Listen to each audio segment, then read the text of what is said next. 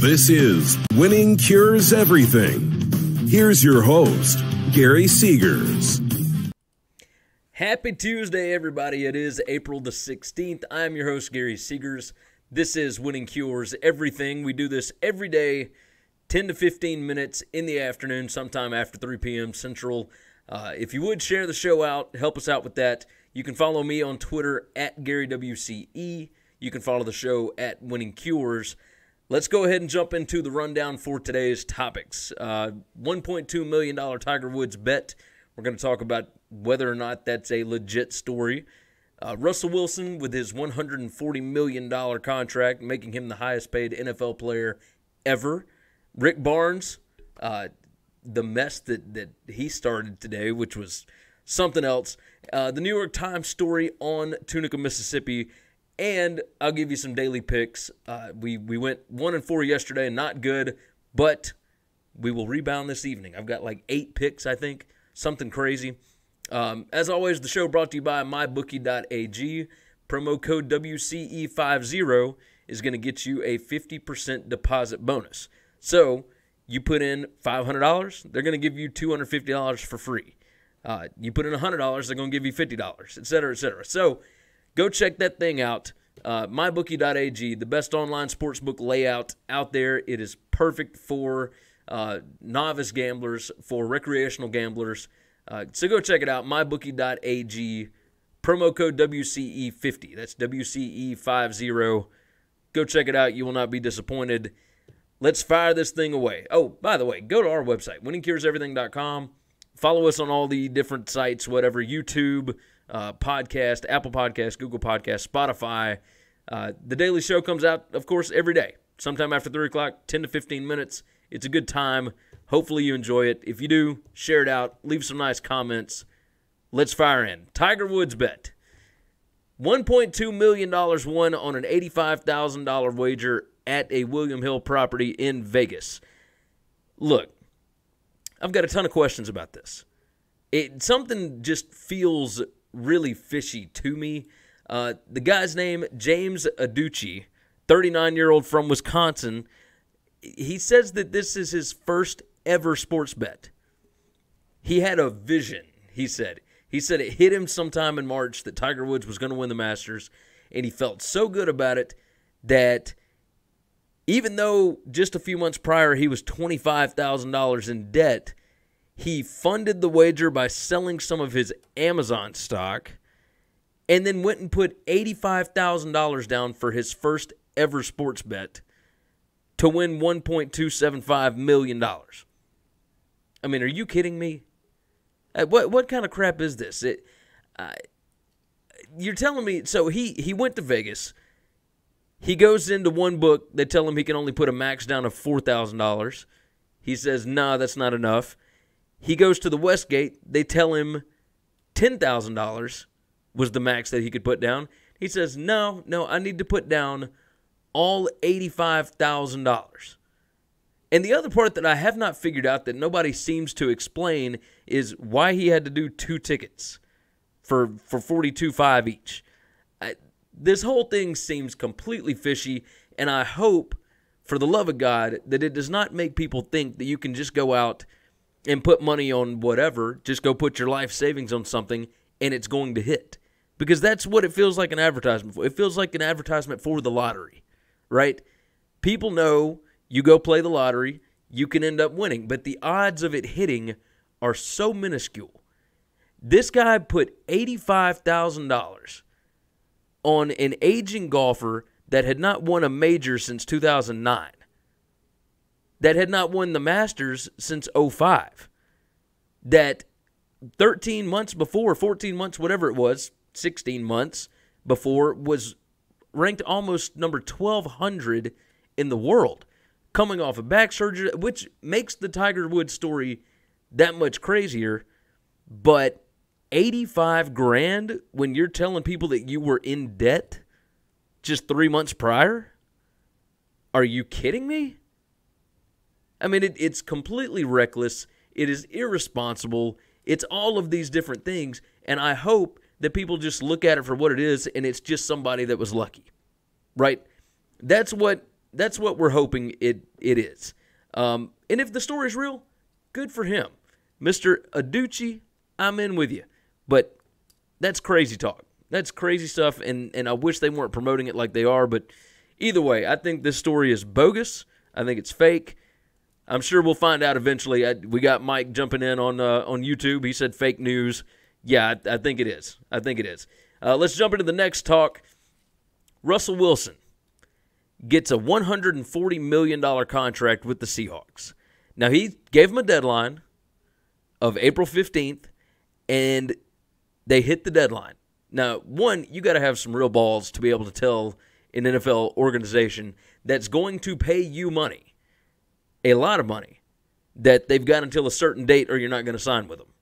Like, that's how you know you got somebody, right there. That's how you know you got them, is if they listen to your demand and actually meet it, as opposed to trying to do anything else other than that. I mean, if I'm an executive, so one of my players comes in and tells me, I want a deal done by this date, or I'm not playing, or I'm not signing with you guys, or I'm not. Adios, muchachos. Like, that's all I would say. And to be completely honest, I don't know that this was a good deal one way or the other. Only 4 quarterbacks have won a Super Bowl accounting for more than 11% of a team's salary cap. Those names are Steve Young at 13.1% in 1994. Peyton Manning did it twice. Tom Brady and Eli Manning did it one time. And Eli Manning, the defense won it. Tom Brady, you know how that ship runs, right? And Peyton Manning twice. The first time, he was playing the Bears. And, I mean, it's, what are you going to do? That was not a great Bears team. I think he got lucky in the playoffs that year. But Peyton Manning's futility in the playoffs. I mean, you remember the history. But Peyton Manning the second time with the Broncos, I mean, that team was led by that defense. That was not, and they had good defensive players on cheap contracts. That's the thing. You got to find good players on cheap contracts.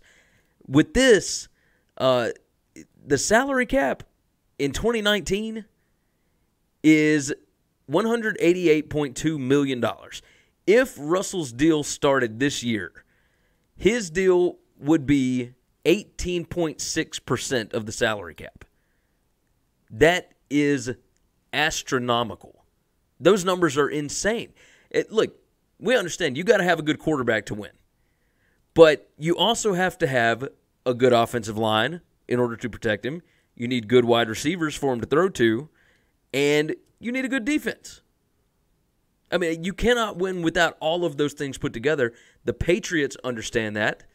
A lot of other teams in the league you would think would understand that. And yet, here we are. We got Jimmy Garoppolo making just ridiculous money. You got Matt Ryan making ridiculous money. You got Aaron Rodgers making ridiculous money. Like, there are 20 guys that account for more than 11%. Well, actually, now I believe with Russell it's 21. 21 starting quarterbacks in this league that account for more than 11% of their team's salary cap in one season. How do you win that way? Like, that's just almost impossible. But the myth that you have to have a good established quarterback is just false. You can find them in the draft. You can get average guys to come in so long as you have everything else built up. But that's the thing. A good quarterback, while he will hide some deficiencies, he's not going to hide all of them. And if your ultimate end goal is a Super Bowl, then you don't make this deal. Stephen Ruiz over at, what is this? USA Today.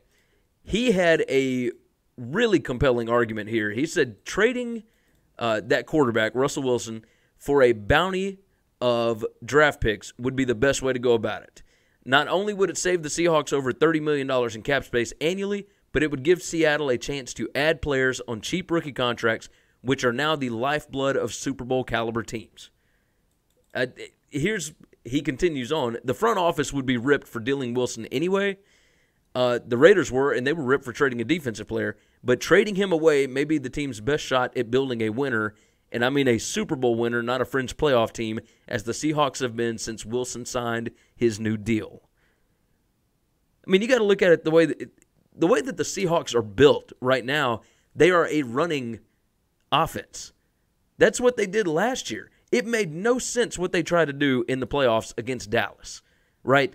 Dallas had their running game figured out, and they continued to go after it. And Brian Schottenheimer absolutely cost that bunch a playoff win, or at least a shot at it, right? Russell Wilson, when he was throwing the ball, was on point against that Dallas secondary. And I just, if they're going to run the team one way, this was a bad deal. If they're going to change up the offense, we'll see. But, I mean, 18.6% of the cap in one guy. I mean, you're talking, rounding up, you're talking 1/5 of your entire team's payroll is going to one player. What happens if the player goes down?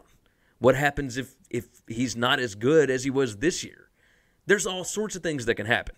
So we'll jump off that. Let's talk about Rick Barnes, University of Tennessee head coach, right quick. He admitted today. Now, he was asked about this, and I still cannot believe that he answered it honestly.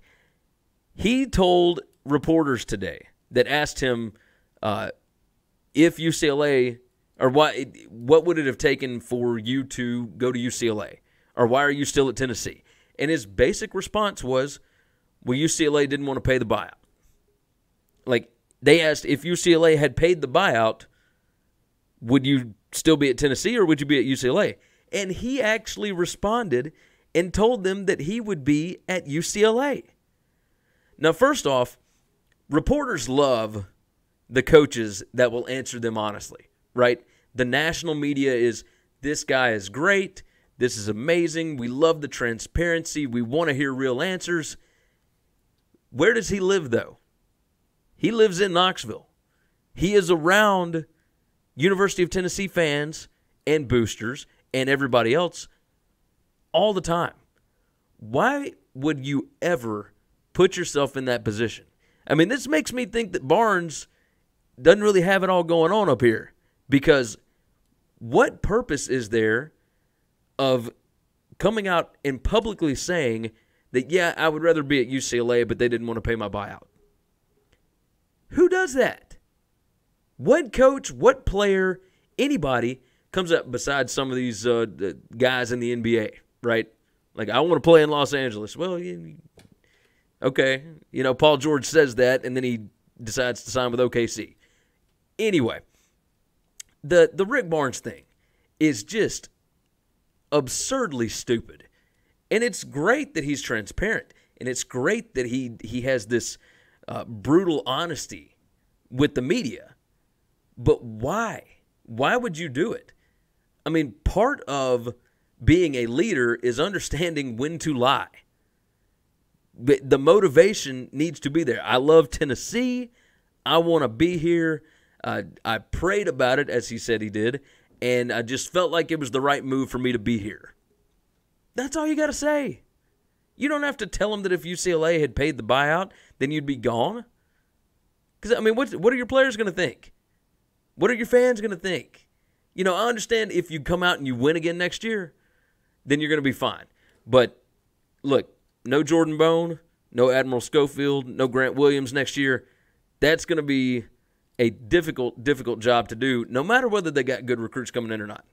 Because remember, he's had to develop players over the years. He was not that great in his first 2 seasons there. All right, off of that one, the New York Times story on Tunica, Mississippi. You need to go read this thing. It's called A Small Town Bet on Sports Gambling. It's Still Waiting. It was written by Timothy Williams. It was put out today. You need to go check this thing out. It's on my Twitter feed, at Gary WCE. But let's start off with this. This whole thing discusses why immediate returns on sports gambling have scared some of these states off of legalizing sports gambling, right? The first quote in here, it says, the reluctance of state lawmakers, gambling analysts say, is based on a growing consensus that legal sports betting may not bring the windfall that economic forecasters predicted only a few months ago. There were a lot of people who didn't know what they were talking about, said Alan Godfrey, the executive director of the Mississippi Gaming Commission, which oversees the sports betting ventures around Tunica. Now, I did an interview with Alan Godfrey discussing all of this stuff before anything was ever legalized, right? And it goes through from the Supreme Court's decision back in May to all of the different things, like the tax revenue from all these different states that have already approved it. It says West Virginia has collected only 1/4 of the monthly tax revenue it projected. Pennsylvania and Mississippi received only about half of the tax revenue they anticipated. Rhode Island has been the worst.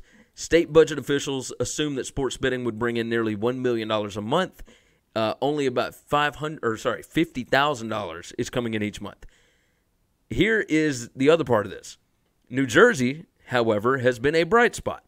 The state has brought in more than $2 billion since sports betting was legalized about 10 months ago. The vast majority of the bets there have come from smartphones or online, not allowed in most of the other states that have recently approved sports betting. The issue here, and I've been shouting it from the damn mountaintops for months, is if you want to make a good profit, right, just immediately, you have to change behaviors.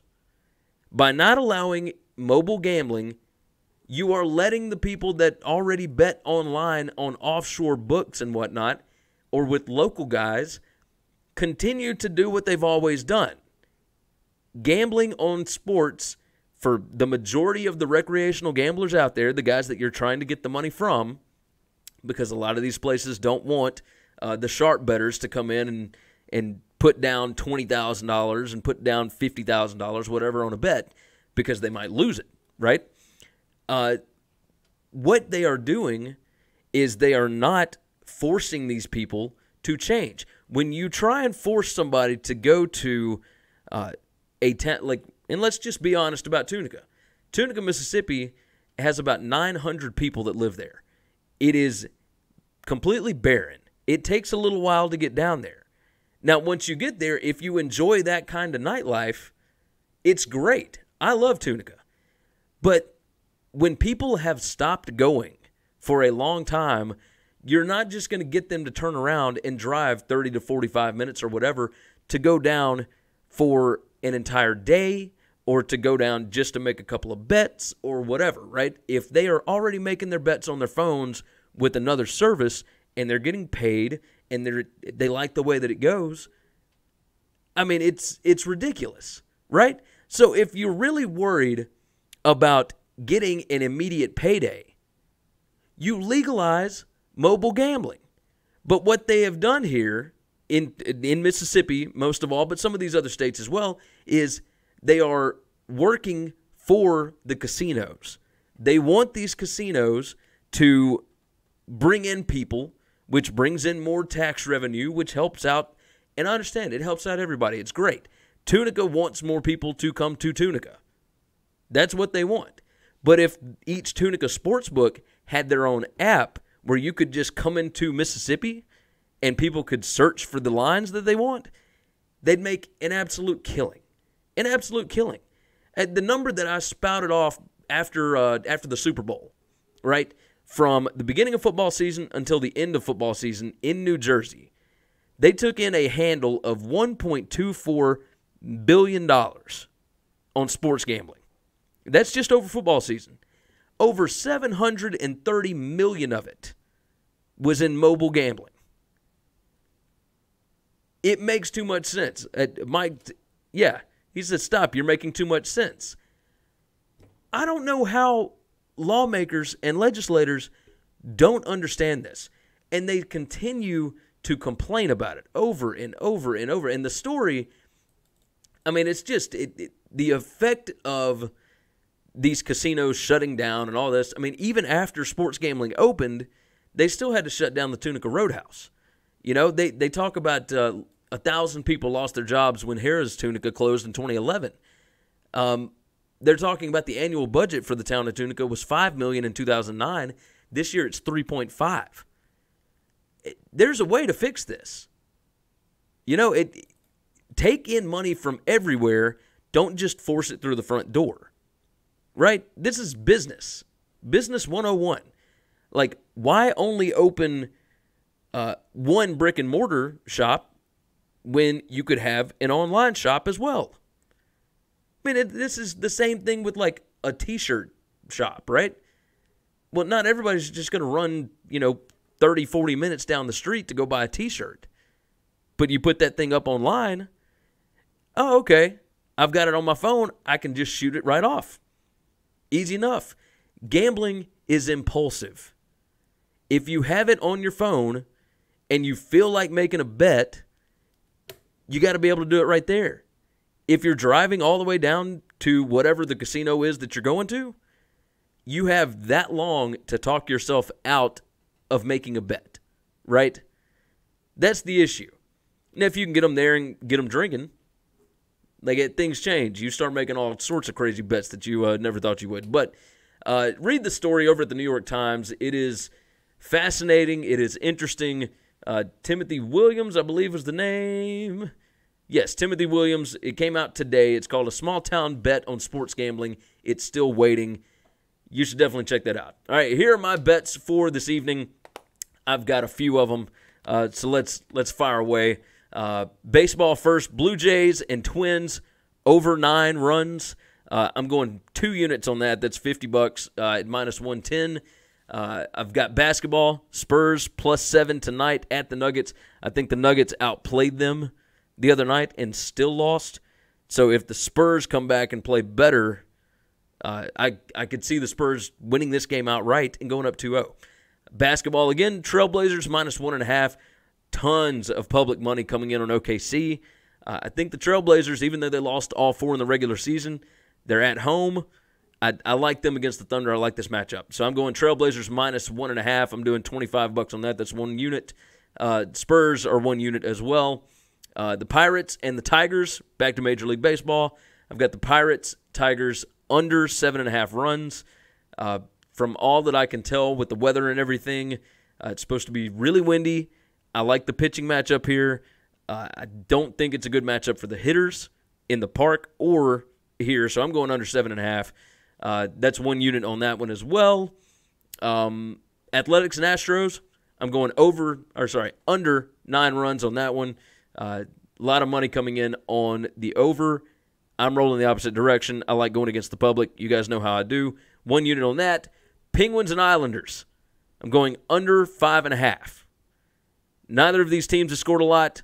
I think this is going to be an insanely defensive game. I'm going under 5.5 for 1 unit there. I've got the Giants and the Nationals, no score in the first inning. The Giants have not scored in the first inning at all this season. So I'm going to go no score for either team in the first inning. That is 1 unit on that one. And then I'm doing a half unit on this one. Blues, -145, and the Golden Knights, -165 in hockey. That's a money line parlay. I'm doing half a unit at +171.